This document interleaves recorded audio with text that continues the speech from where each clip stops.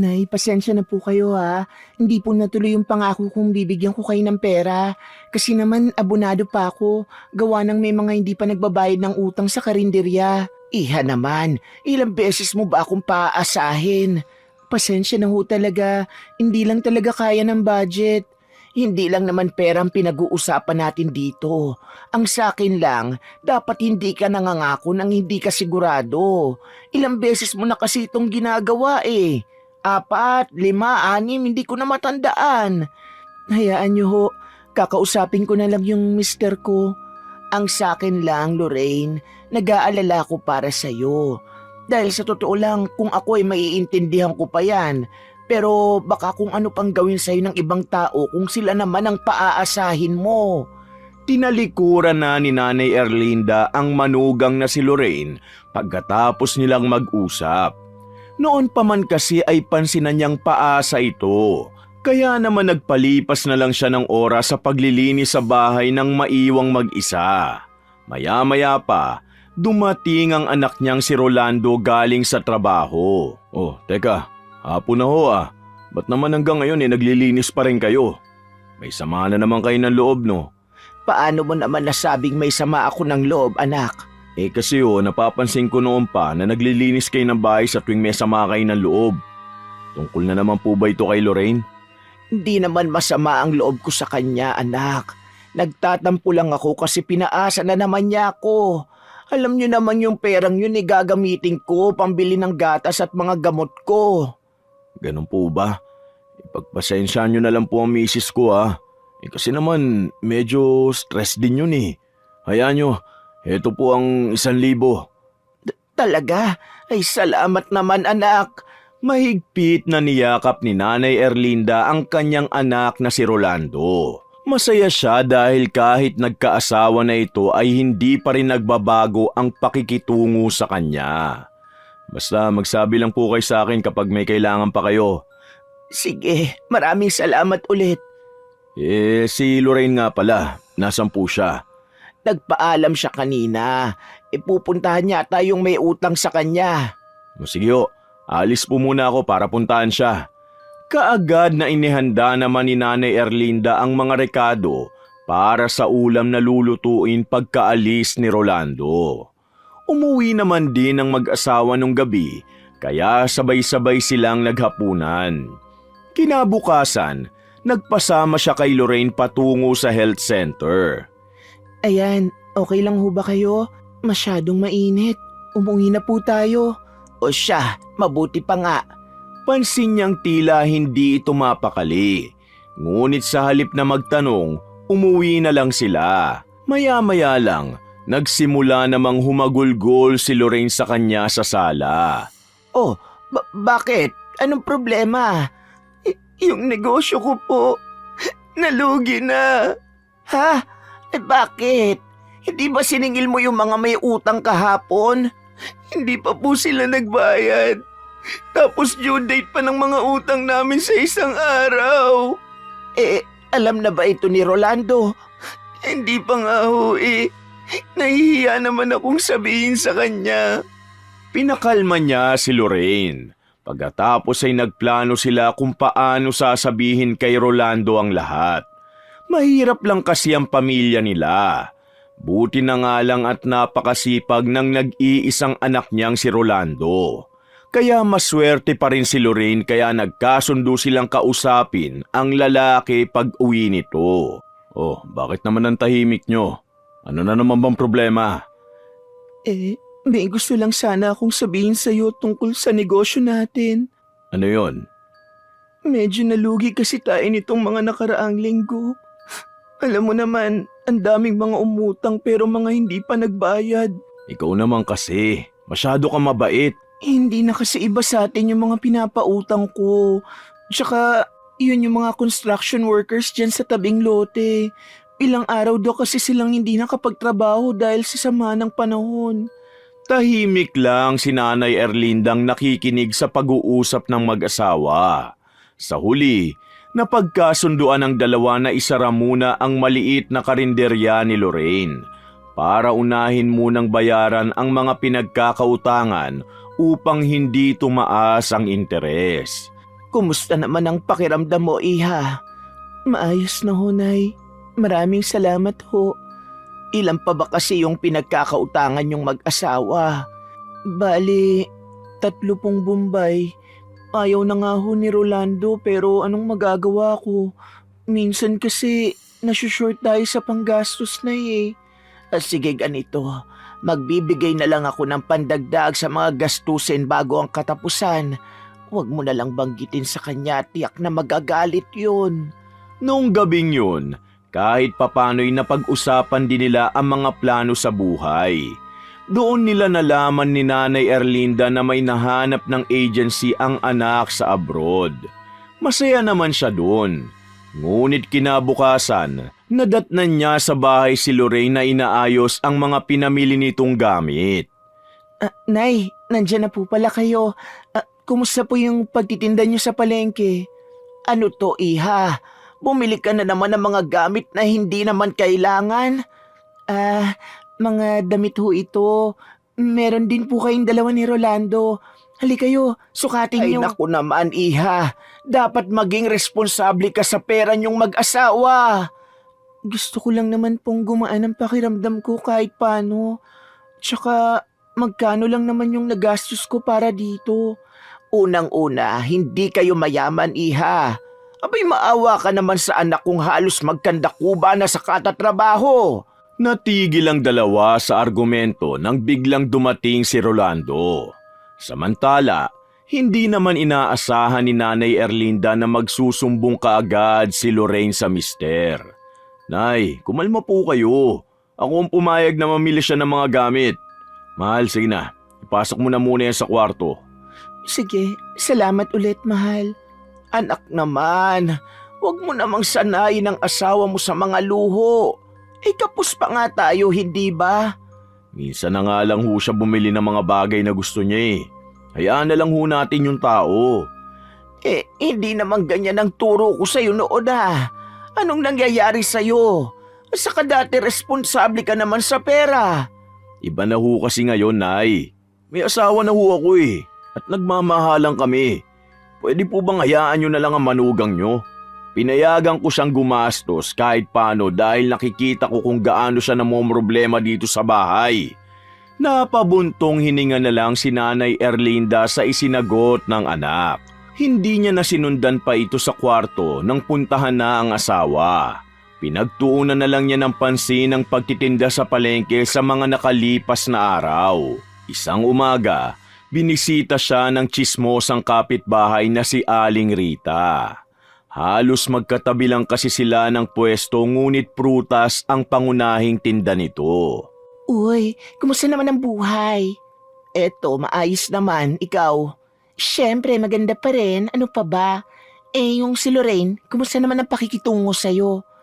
Maayos naman din sila. Medyo problemado lang sa pera. Ay nako, alam ko yan. Pero sa lahat naman ng problemado, bakit naman nakuha pang mag-shopping ng manugang mo? At hindi lang yon ha.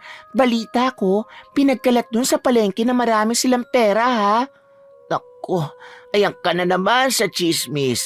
Ay teka, ngayong nandiyan ka na rin lang, tulungan mo kong ipagliligpit ng mga paninda ko. Natataranta naman siyang tinulungan ni Aling Rita. Pagkatapos, naupo muna ang dalawa sa gilid ng bangketa habang naghihintay ng tricycle na masasakyan. Ay, ikaw naman, mula nang makapangasawa niya nag-iisa mong anak, parang hindi mo na ako pinakikinggan, Mare. Hindi naman sa ganon. Ang sakin lang, pamilyado na ang mga anak natin, kaya nararapat lang na umiwas na tayo sa mga gulo. Gulo?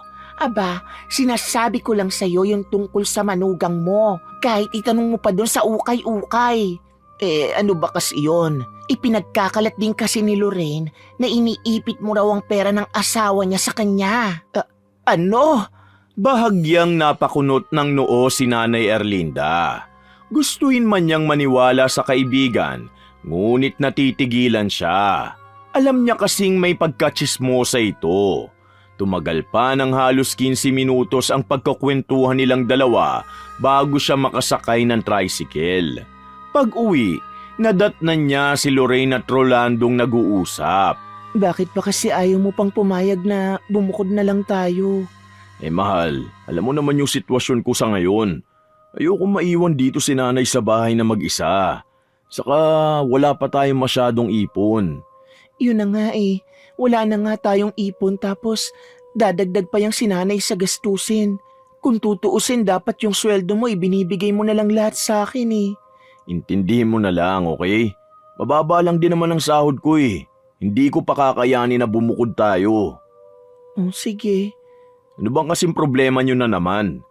Maingat na nagtago si Nanay Erlinda sa gilid ng pintuan sa halip na kumprontahin ang manugang. Naisip niyang baka makumpirma niya rito ang ibinalita ng kaibigan sa kanya. Kasi naman, ang sungit ni nanay sa akin. Pati kasi pang shopping ko, pinapakialaman niya. Mahal, di ba napag-usapan na natin to noon pa? Nalaki kami sa hirap. Isang kahig isang tuka. Kaya pinahahalagahan niya ang bawat sentimo. Pero mabait naman si nanay eh. Hindi ko naman sinasabi na masama siyang tao ah. Saka, ba't naman parang siya pa ang kinakampihan mo? Hindi naman sa ganoon, pero syempre nanay ko pa rin siya. Ang laki kaya ng utang na loob ko sa kanya dahil kung wala siya, syempre wala din ako. O sige ha, basta last na to. Hindi ko na talaga kaya magtimpi pa eh. Napakagat na lang ng labi si Nanay Erlinda sa mga narinig.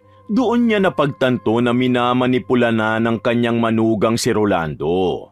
Kaya pinakalma na muna niya ang sarili sa halip na kumprontahin agad ang mga ito.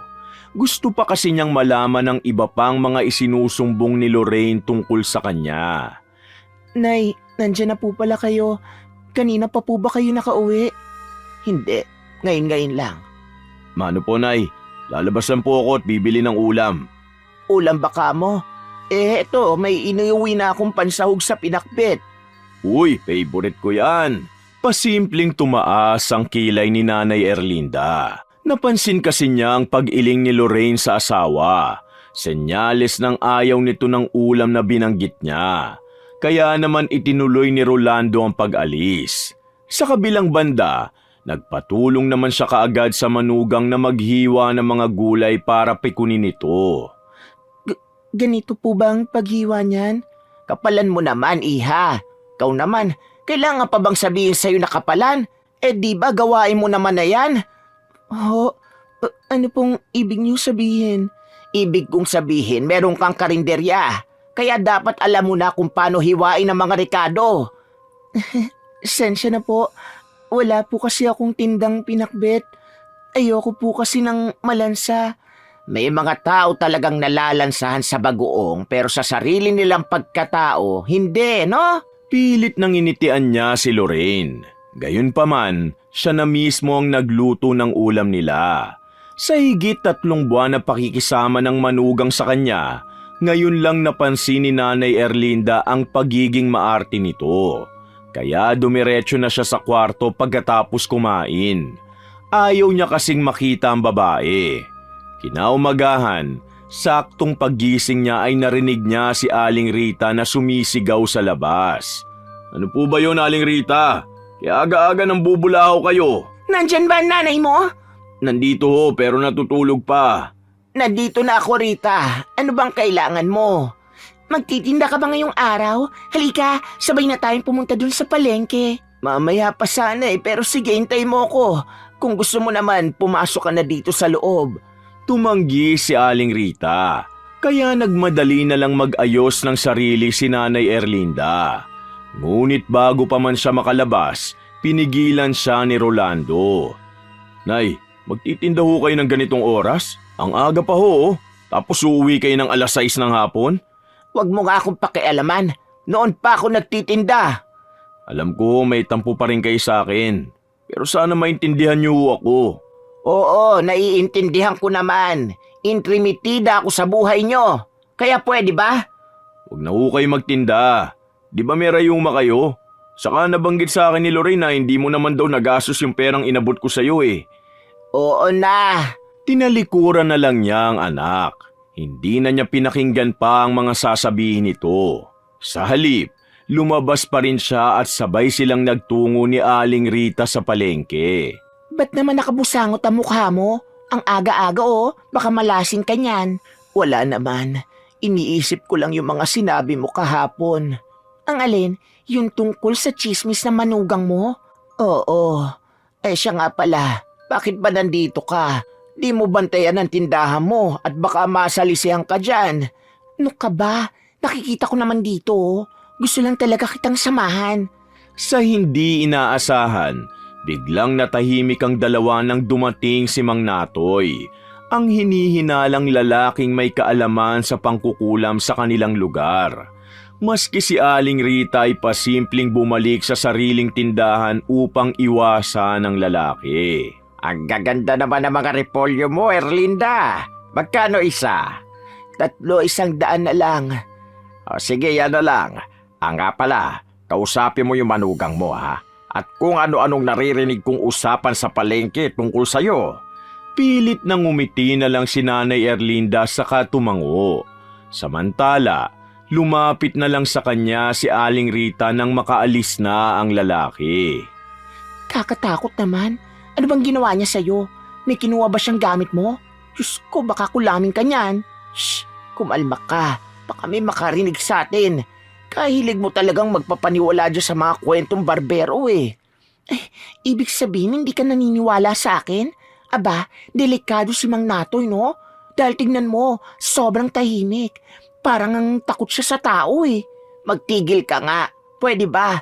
Kung tama nga ang hinala niyong mangkukulam yan, di sana matagal na siyang patay, no? Doon ka na nga muna.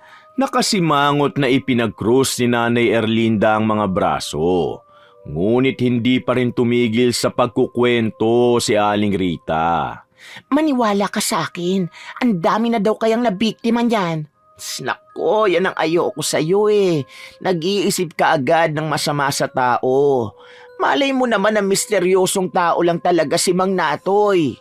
Hindi Huwag ka nagsasalita ng ganyan lalo pat wala kang ebidensya, Rita. Buong maghapon ay hindi na kinausap ni Nanay Erlinda ang kaibigan. Kahit pamatalik na magkaibigan sila noon pa, ayaw pa rin niyang ugali nitong manghusga ng iba. Sa halip na kausapin ito, dumiretso na lang siyang umuwi. Samantala, nadatnan niya ang mag-asawa na nagluluto sa kusina. Nakangiti namang sumalubong sa kanya si Rolando. Nandiyan na po pala kayo. 7:00 na po Ba't ngayon lang kayo umuwi? Pagod ako. Sakto, nagluto po si Lorraine ng paborito niyong sinigang na baboy. Sabay-sabay na po tayong kumain. Hindi pa naman ako nagugutom. Kaya mauna na kayo. Salamat na lang. Lumakad siya papasok ng kwarto. Ngunit hindi niya inaasahan na susundan siya ni Rolando. Sa kabilang banda, mahigpit siyang niyakap nito at saka hinalikan sa pisngi. Kung ano man po nagawa ko sa inyo, patawad po. Promise, hindi na mauulit. Hindi naman tungkol sa sagutan nating dalawa ako nagagalit Ha? Saan ho? Hindi mo alam na ipinagkakalat ng asawa mong yan na iniipit ko ang pera niyong mag-asawa. Napakunot ng noo si Rolando sa pagkagulat.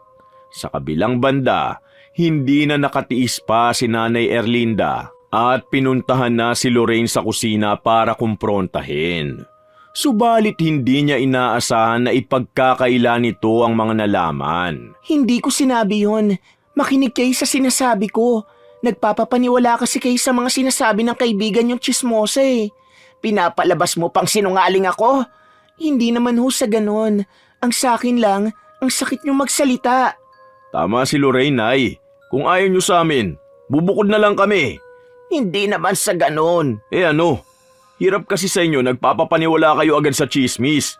Alam niyo namang yan ang rason kung bakit nasira ang pagkakaibigan namin ni Kaloy noon pa, di ba? Nagulat si Nanay Erlinda sa sinabi ng anak. Samantala, hindi niya na napigilan pa ang mga itong mag-impake ng mga gamit. Noong gabi rin yun, umalis ang mag-asawa. Kaya magulong-magulo ang isipan niyang bumalik sa kanyang kwarto. Sa paglipas ng mga araw, hindi siya nakapagtinda at nanatili na lang sa tahanan dahil sa kalungkutan. Isang umaga, binisita siya ni Aling Rita. Oh, parang matamlay ka. Ay, namimiss ko lang kasi yung anak ko. Ikaw naman kasi, bakit kaagad pumayag na lumipat sila ng bahay? Balita ko ha, nakahanap na ng trabaho si Rolando sa ibang bansa. Ha? Nanlaki ang mga mata ni Aling Rita sa nakitang reaksyon niya. Kaya napag-usapan nilang dalawa ang tungkol sa mag-asawa. Umiyak siya rito dahil sa sama ng loob sa anak at sa asawa nito. Sinasabi naman talaga ni Lorraine yun sa ibang tao ha. Tsaka, bakit ba hindi mo na nagtanong si Rolando at naniwala na lang basta? Ako, hindi ko na alam. Minamanipula kasi ng babaeng yun ng anak ko. Tumagal ng 2 oras ang kwentuhan ng dalawa bago pa ito umuwi. Lumipas pa ang 2 linggo, unti-unti na siyang nasanay na mag-isa. Hanggang sa isang araw, bumisita sina Lorraine at Rolando sa kanya upang humingi ng tawad. Sana mapatawad niyo ho kami ni Lorraine. Oo nga po. Promise, hindi na po mauulit.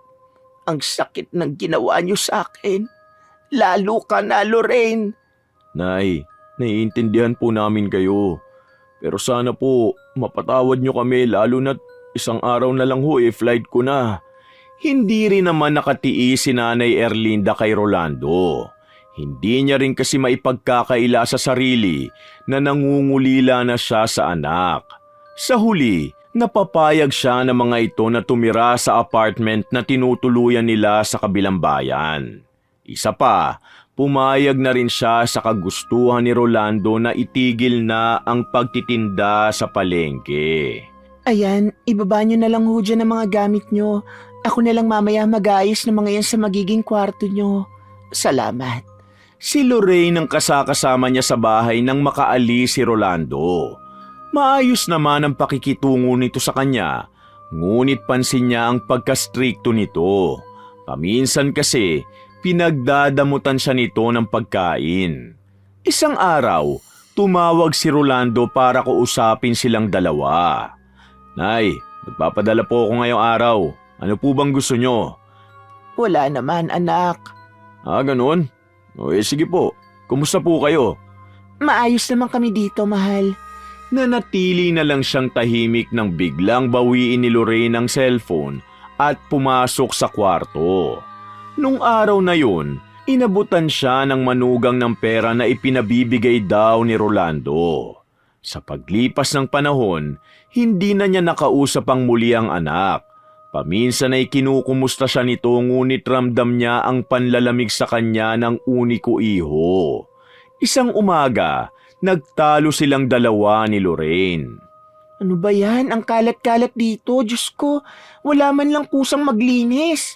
Naku, pasensya na. Nirarayuman na naman kasi ako kaya hindi ako makakilos na maayos eh. Yan, puro na lang yan ang dahilan nyo. Aba, hindi nyo ba alam na naghihirap si Rolando sa ibang bansa? Alam ko, totoo naman ang sinasabi ko. Tsaka pwede ba? Wala kang respeto sa akin ah. Meron naman ho. Ang sakin lang, sana naman tumutulong man lang kay sakin na maglinis, di ba?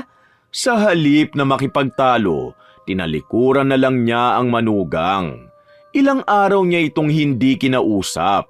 Hanggang sa isang hapon, palihim na bumisita si Aling Rita sa kanilang bahay nang umalis si Lorraine. Ano ba yon? Bakit ka nagmamadali? May umahabol ba sa'yo? Wala naman, pero may mahalagang bagay lang akong sasabihin sa'yo. Diyos ko, buti na lang talaga at nalaman ko kung saan ka na nakatira ngayon. Ano ba yon? Eto kasing manugang mo, nakita ko nung minsan nakasama yung dating best friend ni Rolando. Si Kaloy? Oo, nakauwi na pala yun galing Maynila, no? Naku, baka mamaya kabit na ni Lorraine yan, ha? O sige, mauna na ako at baka dumating pa yung manugang mo. Nagtataka si Nanay Erlinda, ngunit nanatili siyang tahimik. Kahit pa gusto niyang sabihin ito kay Rolando ay pinigilan niya muna ang sarili. Hanggang isang beses, tumawag ito para ibalita sa kanila na nawalan ito ng trabaho. Nalugi raw kasi ang kumpanyang pinagtatrabahuhan nito. Paano na ang gagawin natin ito? Siguro, babalik na lang muna ako sa pagtitinda. Mabuti pa nga ho, ito kasing si Rolando Ay, wag mong sisihin ang anak ko. Wala naman siyang ginawa eh. Hindi naman ho sa ganun, Nay. Sa katunayan, matagal ko na siyang sinabihan na mag-apply sa iba mula nang magkaroon ng problema doon sa pinapasukan niya. Bahagyang nanlaki ang mga mata ni Nanay Erlinda. Hindi niya kasi yun alam. Gayunpaman, pinilit niyang pakalmahin ang sarili. Ganun ba? Oho, makulit kasi ang anak niyo at hindi nakikinig sa akin. Nga pala, may ipon pa naman ho kayo, di ba? Oo, meron pa. Bakit? Hindi na ho kasi sasapat tong pera na pinadala niya nung isang buwan. Baka pwedeng humiram muna ako sa inyo. O sige, basta sa ikagagaan ng loob ng anak ko. Babayaran na lang ho namin kapag naging maayos na ang lahat. Pinahiram niya ito kaagad ng 2,000. Kinabukasan, bumalik naman siya kaagad sa pagtitinda ng gulay sa palengke.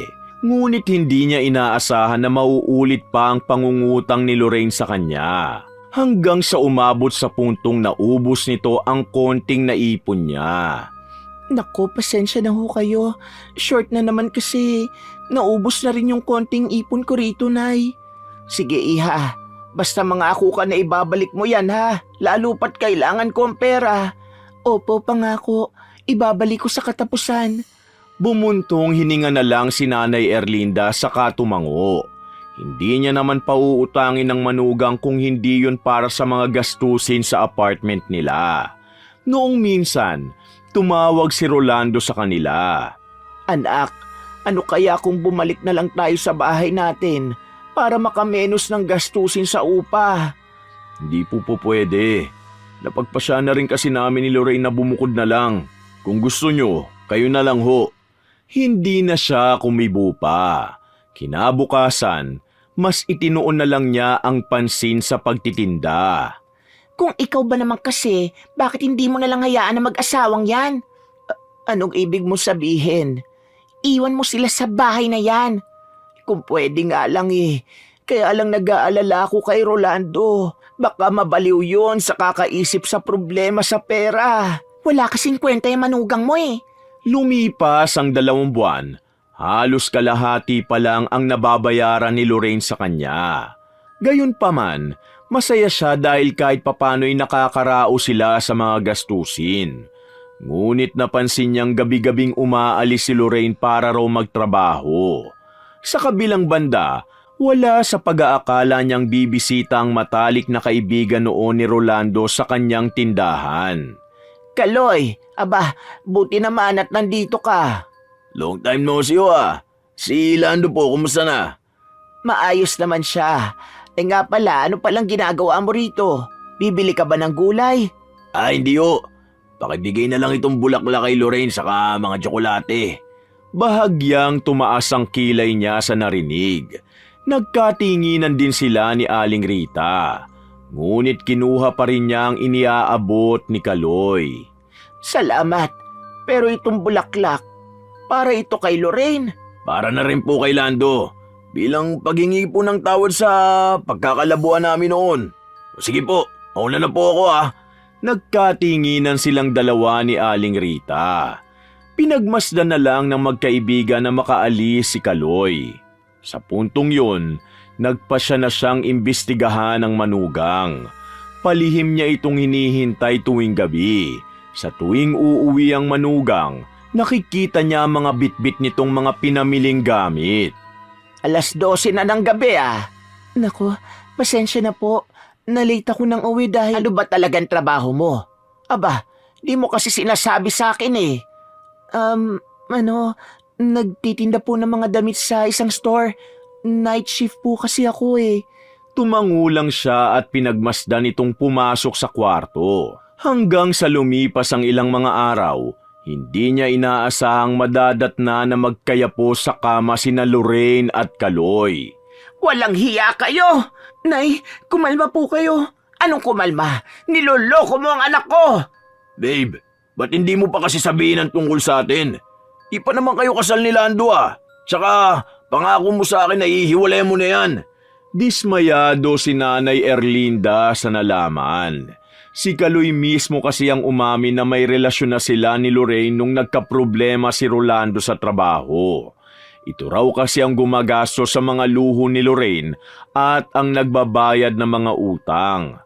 Hayop ka! Patawarin niyo po ako. Galit na galit si Rolando nang malaman ang tungkol doon. Hiniwalayan nito kaagad si Lorraine. Samantala, nalaman din ng mag-ina na wala talagang trabaho ang manugang. Gabi-gabi itong umaalis para makipagkita kay Kaloy. Sa kabilang banda, kahit pa problemado ay pinilit niya ang sarili na magtinda. Hoy, kanina ka pa tulala ah. Iniisip ko lang kasi si Rolando. Mahirap para sa kanya ang lahat ng ito. Ganun ba? Kung tumigil ka na kaya muna sa pagtitinda, baka kung mapano ka pa niyan. Hindi pwede. Sa ganitong paraan na nga lang ako makakatulong kay Rolando eh. Buong maghapon siyang wala sa sarili. Sa kasamaang palad, nahagip siya ng tricycle sa kanyang pag-uwi. Buti na lang ay kaagad sumaklolo sa kanya si Aling Rita. Isinugod siya nito sa ospital at binantayan. Ilang araw silang nanatili doon. Sandali lang, huwag ka munang gumalaw at baka dumugo yung tahi mo sa tuhod. Sariwa pa yan eh. Diyos ko, ano ba itong nangyari sa akin? Gusto mo tulungan kita makontak si Rolando? Huwag, mag-aalala yun sa akin. Tulungan mo na lang akong kontakin si Lorraine para bayaran na niya ang utang niya. Buti na lang, nakuha ni Aling Rita ang number ni Lorraine sa may-ari ng ukay-ukay kung saan ito madalas namimili. Kinausap ito ni Nanay Erlinda. Napanatag naman ang loob niya sa sinabi nito. Ay, buti na lang at may balak siyang magbayad ng utang sa katapusan. Sa katapusan? Ng mundo? Hindi na niya pinansin pa ang biro ng kaibigan. Sa halip, nagpatulong siya ritong maghanap ng pagkakautangan para may maipambayad sa ospital. Ngunit hindi nagtagal, nabaon siya sa utang dahil hindi na nagparamdam pa si Lorraine. Kaya sa galit, pumunta sila kay Mang Natoy upang tanungin kung may alam ba talaga ito sa pangungulam. Ang totoo niyan, oo. Retiradong mangkukulam ako. Pero wala kayong dapat ikatakot. Mga masasamang tao lang ang kinukulam ko. Kung ganon, kulamin mo ang manugang ko. Bakit? Dahil ba ito sa chismis na ikinalat niya? Oo, saka sa pagiging paasa niya. Kung ganon, ibabalik ko sa katawan niya ang pagpapaasang ginawa niya sa iyo bilang karma. Tulad ng sabi ni Mang Natoy, umuwi sila at kumuha ng maruming damit ni Lorraine. Yun naman ang ginagamit nila sa pangungulam. Lumipas ang 2 linggo, nalaman nilang hindi na makatayo ang kanyang manugang. Namamagaraw kasi ang mga paat kamay nito. Dahil doon, iniwan ito ni Kaloy. Sa kabilang banda, hindi nagtagal ay nalaman ni Rolando ang tungkol dito. Nay, ba't naman ganyan ang ginawa niyo? Oo, may kasalanan siya sa atin. Pero hindi maitatama ng mali ang isa pang pagkakamali. Dahil doon, nakonsensya siya. Kaagad niyang pinuntahan si Mang Natoy upang ipabawi ang kulam. Ilang linggo pa ang lumipas bago formal na humingi sa kanya ng tawad ang dating manugang. Pasensya na po talaga. Napagtanto kong mali yung ginawa ko. Sana pala, hindi ko kayo niloko. Dahil sunod-sunod na kamalasan ang nangyari sa buhay ko mula nang ginawa ko yun. Iha, mahirap sa akin bilang ina ni Rolando ang ginawa mong panloloko sa kanya. Sinusubukan ko nga po siyang kontakin pero hindi siya sumasagot eh. Si Nanay Erlinda na mismo ang nagsabi kay Rolando na humihingi ng tawad ang dating asawa nito. Ngunit hindi yun madali para sa lalaki. Kaya umabot ng halos 5 buwan bago ito napatawad ni Rolando. Sa kabilang banda, nagsimula ulit ang mag-ina sa panibagong buhay. Isang araw, merong magandang balita sa kanyang anak. Nakahanap na po ulit ako ng trabaho, Nay. Hindi na po tayo ulit maghihirap. Nako, sobrang saya ko para sa iyo, anak ko. Maraming salamat po sa inyo. Gusto ko rin pong humingi ng tawad sa mga naging kasalanan ko sa inyo noon. Matagal na kitang napatawad. Hindi ba nga ang sabi ko sa iyo, mahirap man tayo pero ang mahalaga, marunong tayong magpatawad. Unti-unti rin namang nabayaran ni Rolando ang mga utang nila. Bukod pa ron, nakapagpundar din ang mag-ina ng mga gamit at lupa. Kaya habang buhay na ipinagpapasalamat ni Nanay Erlinda na nagpatawad siya. Naniniwala kasi siyang ang taong marunong magpatawad ay siyang binibiyayaan ng may kapal. Pagkatapos ng lahat, naging masaya naman sina Rolando sa bagong buhay nila. Wakas!